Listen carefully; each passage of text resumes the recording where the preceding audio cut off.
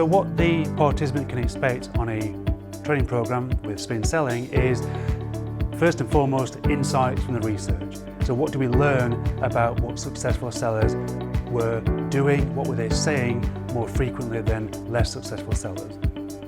They'll also get the opportunity to practice those behaviours, and we'll give them very specific feedback so they can assess and analyse their own behaviours in line with the success model.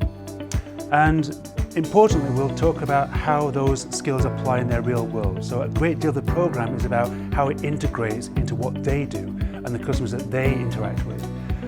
And of course, the biggest learning that happens with any skill development happens outside of the classroom.